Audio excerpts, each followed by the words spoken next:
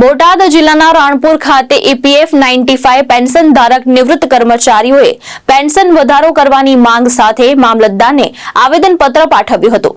કર્મચારીઓએ વધતી મોંઘવારી વચ્ચે હાલ મળતું પેન્શન પૂરું નથી એવી રજૂઆત કરી હતી। રાણપુરમાં પ્રાઇવેટ કંપનીમાં સેવા આપી નિવૃત્ત થયેલા અને ઈપીએફઓના સભ્ય એવા કર્મચારીઓ દ્વારા પેન્શન વધારાની માંગ ઉઠાવવામાં આવી છે। કર્મચારીઓના જણાવ્યા મુજબ હાલમાં ઈપીએફ 95 યોજના હેઠળ તેમને માત્ર 1000 થી 2500 રૂપિયા જેટલું પેન્શન મળે છે, જે વધતી મોંઘવારી સામે પૂરતું નથી। નિવૃત્ત કર્મચારીઓએ જણાવ્યું કે વડાપ્રધાન દ્વારા પેન્શન વધારાની જાહેરાત કરવામાં આવી હતી, પરંતુ આજ દિન સુધી તેનો અમલ થયો નથી। કર્મચારીઓએ સરકાર પાસે ઓછામાં ઓછું 7500 રૂપિયા પેન્શન તથા મોંઘવારી ભથ્થું આપવાની માંગ સાથે રાણપુર મામલતદાર મારફતે આવેદનપત્ર પાઠવ્યું છે। નિવૃત્ત કર્મચારીઓએ ચેતવણી આપી છે કે 1 મહિનામાં માંગ પૂર્ણ નહીં થાય તો તેઓ ગાંધીજીના માર્ગે શાંતિપૂર્ણ આંદોલન કરશે। મારું નામ અશોકભાઈ કેશુભાઈ ગોહિલ, સામાજિક કાર્યકર રાણપુર। આજે આપ રાણપુર મામલતદાર ખાતે આવેદનપત્ર આપવા આવ્યા છો, શા માટે આવ્યા છો, શું વિગતવાર છે?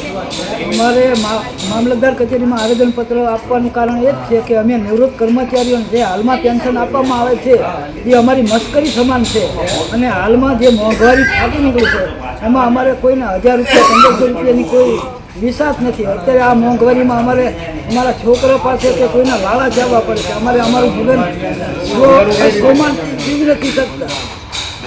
આગામી દિવસોમાં તમારી માગણી સ્વીકારવામાં નહીં આવે તો આપ શું કરશો? તો અમે ગાંધીજીના માર્ગે જઈશું અને અમારું આંદોલન ઉગ્ર બનાવીશું। મારો પરિચય સાબા કુંવરસિંહ પરમાર।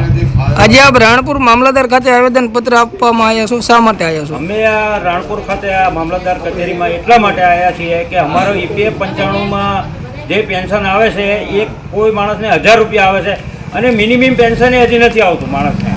તો આ જે મિનિમમ પેન્શન ના આવતું હોય તો 1000 રૂપિયામાં થાય શું? એટલે અમારી તો એક જ માંગણી છે કે જેમ બને એમ અમારે ગવર્મેન્ટ 7500 વત્તા ડીએમ ને વધારી આપે અને 18 મહિનાનું હિરેખ આપે, કારણ કે જે લોકો કોઈ પણ વસ્તુ નથી યોગદાન આપ્યા એ લોકોને પેન્શન આપે છે કાયદેસર। અમારે ઈપીએફ 95માં પૈસા જમા છે અને અમારા પોતાના પૈસામાંથી અમને મળે છે। આગામી દિવસોમાં તમારી માગણી સ્વીકારવામાં નહીં આવે તો આપ શું કરશો? આગામી દિવસમાં અમારી માગણી નહીં સ્વીકારવામાં આવે તો રાષ્ટ્ર લેવલમાં અમે આંદોલન કરવા તૈયાર છીએ। નંદીભાઈ દાઉદભાઈ દેસાઈ। આજે રાણપુર મામલતદાર ખાતે આવેદનપત્ર આપવા આવ્યા, શા માટે આવ્યા? આ પેન્શન વધારા માટે અને પ્લસ ડીએમ મેડિકલ દિલ્હીમાં આની લડત ચાલુ જ છે અને બધા રજૂઆતો કરે જ છે, અને અમારી આ રજૂઆત છે કે આ જેમ બને એમ જલ્દી વધારો કરી આપે। લાલજી મેર, દ્રષ્ટિકોણ ન્યૂઝ, રાણપુર, બોટાદ।